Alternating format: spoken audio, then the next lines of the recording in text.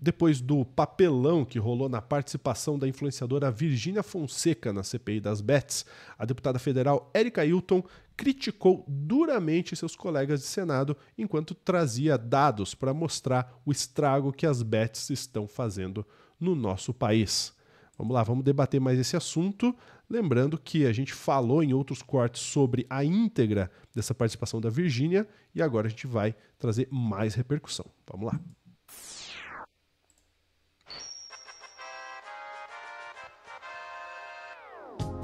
Se você não está entendendo nada, o que tem a ver a CPI das bets, Virgínia Fonseca, calma. Você tem duas opções. Fica aqui que a Sofia vai te trazer todo o contexto e depois vai nos outros cortes que a gente trouxe sobre esse assunto. Sofia Labanca tá na tela com a gente, o arroba da Sofia tá ali, o arroba lente vermelha para você seguir a Sofia nas redes sociais e o meu arroba aqui, lu.junior também. Vamos lá, Sofia, a gente já falou sobre embates que tiveram na CPI, a gente já falou de como uma repercussão no público em geral, tanto no público em geral quanto na política também, e a Érica Hilton trouxe pontos muito relevantes em relação a essa participação da Virgínia, né? Exato. A CPI das bets aí que, vamos e convenhamos, tá sendo uma coisa meio bizarra. Uhum. Eu não sei se tem muito interesse dessa CPI, sinceramente. Não sei se eles querem resolver alguma coisa, pra ser bem sincero. Não querem, né? Eu acho que tem muita gente poderosa, tanto nas redes sociais quanto na imprensa tradicional. Não vamos deixar a mídia tradicional de fora, né? Vamos lembrar, sei lá, a Globo fazendo parceria com o MGM, por exemplo. Muita gente aí que tem interesse que as bets continuem fazendo o estrago que estão fazendo.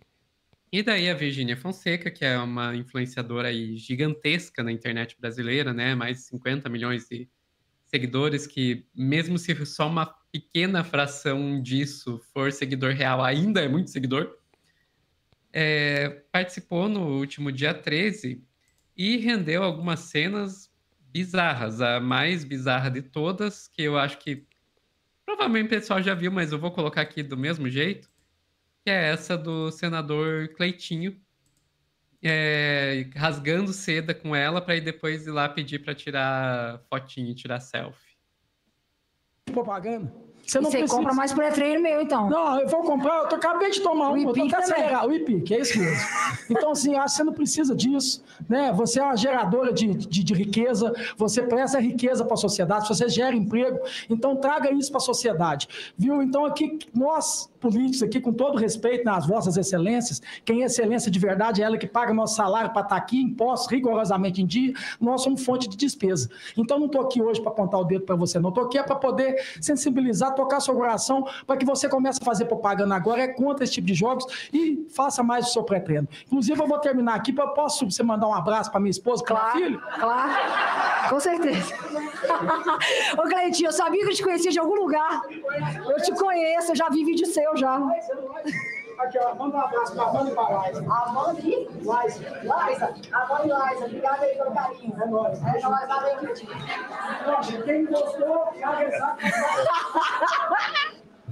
Muito bom. Bom, eu acho que agora a nossa convocada ficou mais tranquila. Fiquei, não. Agora o clima ficou bom. Mas eu queria... Cara, horrível, que né? papelão. Spoiler, ela não vai fazer propaganda contra a Bets, por óbvio que não vai. E também nada vai tocar o coração dela, tá? O que tocar o bolso é que vai funcionar. É mais fácil o Cleitinho começar a fazer propaganda pra Bet do que o contrário. Mas, enfim, por causa desse tipo de papelão aí, tanto o Cleitinho quanto a Virgínia sofreram muitas críticas, né? A Virgínia, inclusive, parece que já perdeu mais de 400 mil seguidores nas redes sociais dela, o que perto do que vamos convenhamos, perto de 50 milhões que ela tem, não é uma grande coisa. Mas, enfim... entre as críticas, teve uma que eu queria destacar aqui, até porque ela não apenas faz críticas, como ela também traz uns dados interessantes, que é a deputada federal Érica Hilton, do PSOL, que ela fez esse post aqui, é um post bem longo, como vocês podem ver, não vou ler tudo, vocês podem ir lá ver por vocês mesmos, vou pegar e destacar aqui alguns pontos. Parte que tem os dados, que eu acho que é o que realmente é interessante, né? As estimativas do número de usuários dessas plataformas vão de 22 milhões, conforme pesquisa do Senado Federal, a 52 milhões de brasileiros, conforme dados do Banco Central. Mesmo que sejam só 22 milhões de usuários, isso representa mais 10% da população do nosso país. E se uma pequena parcela de 22 milhões de pessoas se endividar, viciar ou deixar a criança brincar um pouco, isso já causaria problemas sérios ao país. Não apenas causaria, como está causando. Esses problemas já são uma realidade. Conforme o Serasa, 57% dos apostadores endividados não eram endividados antes de começarem a apostar. E 44% dos apostadores do Brasil usam essas plataformas na expectativa de ganhar dinheiro e pagar dívidas. Isso já demonstra um círculo vicioso. As pessoas estão se endividando para apostar e apostando para pagar dívidas. E conforme dados mais recentes do Banco Central, de abril deste ano, os brasileiros estão gastando 30 bilhões de reais por mês nessas plataformas, e só uma parte desse dinheiro volta como prêmio. Eu vou além, só uma parte desse dinheiro volta como prêmio, e só uma parte desse dinheiro, que não é a maior parte, fica no Brasil. Isso aí, boa parte dessas bets atua fora do país, e daí esse dinheiro acaba sendo mandado para fora do país. Falam tanto em tentar ter uma balança comercial favorável, etc, etc. Olha que beleza, a gente mandando dinheiro para fora do país por via bet. Mas, enfim, e esses são alguns dados que a equipe da Érica trouxe ali naquela postagem, mas dá para trazer mais para a gente mostrar o quão complicada é essa situação dos bets aqui no Brasil. Brasileiros perderam até 36 bilhões com bets e podem tirar 0,3% do PIB do país, diz Santander. Dados oficiais mostram que as remessas para bets no exterior cresceram 8% esse ano, enquanto os prêmios e taxas pagas por elas caíram quase 6%. Cara, vocês têm noção de que a gente está vendo um problema tão grande que chega a impactar no PIB do país, um impacto perceptível no PIB do país? É disso que nós estamos falando. Ainda falando mais desses dados econômicos, CNC aqui se refere à Confederação Nacional de Comércios de Bens, Serviços e Turismo. CNC diz que bets causaram perdas de 103 bilhões ao varejo em 2024. Quase 2 milhões de brasileiros passaram a dever por causa das bets. Pois é, gente, olha só que novidade. Se as pessoas começam a dever por causa das bets, a ficar endividadas por causa das bets, elas consomem menos. Quem diria? Quem diria que ter uma população endividada por causa dessas porcarias acabaria causando um problema econômico, né? E para só não ficar como é uma coisa que eu não gosto de ficar só em questão econômica, porque existe um lado humano para isso, vamos aqui, no núcleo jornalismo. Bets ameaçam saúde pública global, diz revista científica. Revista científica aqui, eles estão se referindo a The Lancet. The Lancet, gente, é só a maior revista científica do mundo na área de medicina. E eles já estão tratando isso como uma questão de saúde pública global. A indústria de apostas online. Porque isso não é um problema só no Brasil. Isso é um problema no mundo inteiro. Então, cara, é terrível. É terrível isso que a gente está vendo. Eu vou voltar lá para a postagem da Érica, porque tem mais um trechinho que eu queria destacar, bem ali no finalzinho, né? Que daí é só para mostrar a indignação mesmo, né? E os dados mostram que a maioria dos usuários dessas plataformas são de famílias pobres que usam o orçamento principal, a renda mensal, para apostar. É a comida dessas famílias que está sendo servida para o tigrinho, para as plataformas e influencers. Por isso, me entristece quando ontem no Senado, essa postagem é do dia 14, então ontem está se referindo ao dia 13, quando foi a Virgínia, a CPI das bets investiga justamente essas práticas que destroem famílias. Não é lugar e nem hora de influencer fazer piada ou de senador tietar influencer.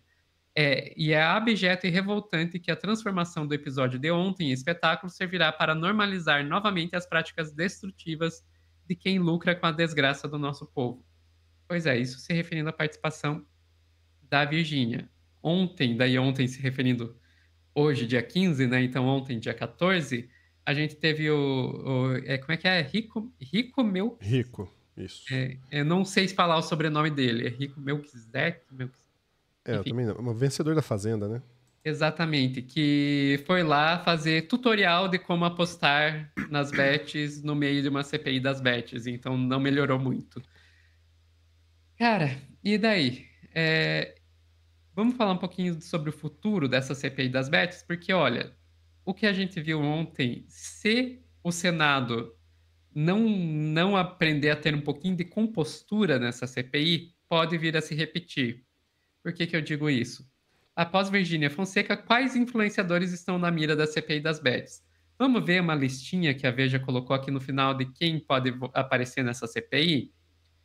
Solange Alves Bezerra, mãe da Deolane, o Nivaldo Batista Lima, Gustavo Lima, a própria Deolane, a Vitube, o Eliezer, lá do BBB, Rodrigo Mussi, do BBB, Fernandinho do Tigrinho, meu Deus do céu, John Vlogs, né?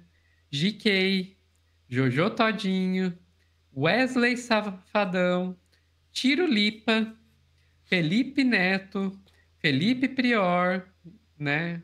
O Felipe Prior é irmão da... Faltou o nome dela? Enfim, da... Felipe Prior é, inclusive, aquele ex-BBB, né? Ex-BBB, sim.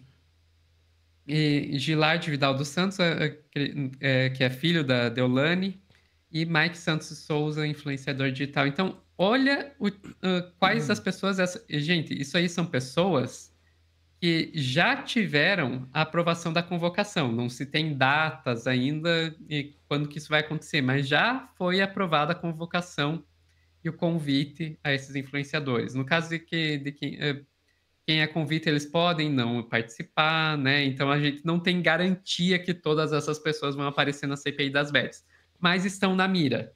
Estão na mira. E aí eu quero ouvir o Lúcio. Lúcio, eu tenho a impressão que aquela postura ali é um pouco medo desses políticos de se queimar com o público desses influenciadores. O que você acha? Muito bem pontuado, Sofia. E mais do que isso, tá? Eu vejo que é um medo de se queimar também com o mercado de bet. Porque quando a gente fala do mercado de bet, a gente não está falando de um MEI que abriu um cassino online. Não, a gente está falando de muita gente envolvida. Você coloca na televisão, tem 10 comerciais de bet, um atrás do outro, com pessoas famosas, que por vezes são até donas de algumas bets, né? Empresários riquíssimos que estão por trás dessas bets, porque não é fácil você simplesmente abrir um negócio desse, né? E também a gente vê em todos os esportes, né, as bets dominando o patrocínio em canais, inclusive citaram aqui no nosso chat, canais progressistas também, fazendo propaganda de bet. Então vamos lá. Eu vou fazer meu comentário em 2 pontos, né? Primeiro nessa questão dos jogos de azar. Gente, jogo de azar não vai deixar de existir, tá? Esse é um ponto. Não vai deixar. Existe há muito tempo. Jogo do bicho, própria Loteria Federal, tudo é jogo de azar. Não vai deixar de existir. Qual que é a grande diferença do que a gente viu até agora, pelo menos numa Mega Sena da vida, para o que a gente vê em jogos do Tigrinho, né? É porque não existe uma transparência.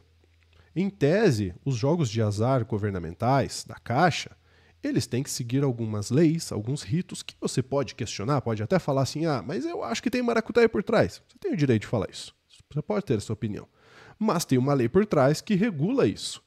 Agora, o jogo do Tigrinho, e é uma das questões que foi levantada ali com o Rico, inclusive, e com a Virgínia também, é sobre você fazer uma propaganda com um influenciador que usa uma plataforma demo que entrega vitórias reais no jogo, mas que não é a mesma plataforma que você, pessoa comum, pessoa física, vai jogar. Porque esses jogos de pessoas são caça-níqueis, né? Você não vai ganhar. Mas eu ganhei R$500 um dia. Tá bom, mas você vai jogar de novo, porque você vai começar a viciar e daqui a pouco você já perdeu muito mais do que você ganhou. É possível que você tire alguma coisa, mas depois vai jogar de novo e talvez eles não deixem você sacar na hora, né? Tem tudo isso. Então, o jogo de azar ele não vai deixar de existir. Agora, precisa de uma regulamentação. Será que o jogo do Tigrinho tem transparência suficiente para a gente poder fiscalizar, né? Será que a CPI está interessada nesse caminho? Ou será que ela só está interessada em fazer média? Em trazer influenciador para gerar um monte de gente olhando para eles dizerem assim, olha, na próxima eleição, né? Eu estava lá na CPI, eu fiz alguma coisa. Será? Será que essa CPI tem algum objetivo real? Né? E esse é o segundo ponto que eu trago. Porque o que essa CPI quer de fato? Quais são os objetivos da CPI? Você sabe quais são? Eu não sei. Não sei quais são os objetivos da CPI. Pois não, Sophie? Eu vou dizer, eu vou além. Eu vou um pouco além. Isso que você falou da questão da transparência e tal, eu acho que é um desses problemas dessas bets, mas eu acho que a gente tem que ir um pouco além, porque quando a gente fala dessas questões que causam dependência e tal, como bets, como drogas, etc., eu acho que aqui no nosso campo aí mais progressista, de esquerda e tal, existe a gente já está meio que de acordo que simplesmente partir para o proibicionismo e tentar acabar com tudo vai dar problema, né? Isso vale para as drogas, vale para a bet, etc. Mas, por outro lado, a gente tem que pensar que isso não significa que a gente deve facilitar o acesso. Quais que são os melhores exemplos, vamos para falar de drogas e abuso, quais são os melhores exemplos de sucesso? Aqueles países que não proibiram, mas que fizeram medidas para limitar o alcance dessas drogas. Então, proibir a propaganda, colocar limite para quem pode comprar, quanto pode comprar, colocar que só pode ser vendido em locais específicos, coisas que dificultam o acesso o suficiente para acabar com o mercado ilegal, mas não facilitam a ponto da pessoa ter acesso loucamente. Essas são as melhores experiências que a gente vê, por exemplo, com as drogas de abuso. Inclusive no Brasil, quando você começa, por exemplo, a dizer que não pode colocar personagemzinho infantil na propaganda de bebida alcoólica, que você tem mais ou menos a minha idade, você lembra quando tinha Sirizinho e Tartaruguinha em propaganda de bebida alcoólica, que você não pode fazer propaganda de cigarro. Lembra que tinha propaganda de cigarro loucamente na TV, hoje não tem mais. Esse tipo de coisa, esse tipo de política. Vale o mesmo para jogos de azar. Quando a gente tem um jogo de azar, como por exemplo a loteria, que você tem que se deslocar, ir até as casas lotéricas para fazer seu jogo, etc. Ok, a gente não tinha um problema de saúde pública, um problema de economia nacional com apostas. A partir do momento que você tem na palma da sua mão, no celular, e você vai no banheiro, você pode apostar, você está no ônibus voltando para casa, você pode apostar, aí isso se torna um problema de segurança pública, de segurança de saúde pública, porque é um problema de saúde pública. Então, eu diria que bet tem que acabar. Desculpa, eu sou a favor de acabar bet. Sou a favor de acabar com o jogo de azar? Não. Porque se você tentar acabar com o jogo de azar, você vai ter jogo de azar ilegal. É fato. Então não tem como acabar com o jogo de azar. Mas nessa forma, que é todo mundo tá ali no celular, podendo apostar o tempo todo, isso tem que acabar sim. Imagina se você já consegue limitar a propaganda via influenciador, propaganda em jogos esportivos, né? Porque teve um print no Twitter que eu vi esses tempos atrás, que era um jogo do Palmeiras, num estádio com várias placas grandes de propaganda, e só tinha bet. Só tinha bet. Esporte esse que é também um canal cultural. Não é só um canal de diversão, mas é um canal cultural, é um canal de influência também. Então, sim, concordo. Acho que a Sofia tem toda a razão no que ela diz. Limitar, porque a gente precisa cuidar um pouco mais da nossa população. Não por acaso, Virgínia e outras pessoas assim são chamadas de influenciadores, porque elas influenciam mesmo as pessoas. Ah, mas jogou porque quis. Gente, não é bem assim que funciona, tá? Não é bem assim que funciona. Mais algum ponto, Sophie? Não, ficamos por aqui. Então, beleza, ó. Convidando você para assistir o novo Telescópio no canal do Meteoro. Nesse canal mesmo. Terminou de assistir esse vídeo? Vai lá, tem um novo vídeo do Meteoro sobre as Big Techs e a relação com o Trump, hein? Tá bem legal. Então fica aí o convite, tá certo? Um grande abraço. Até a próxima.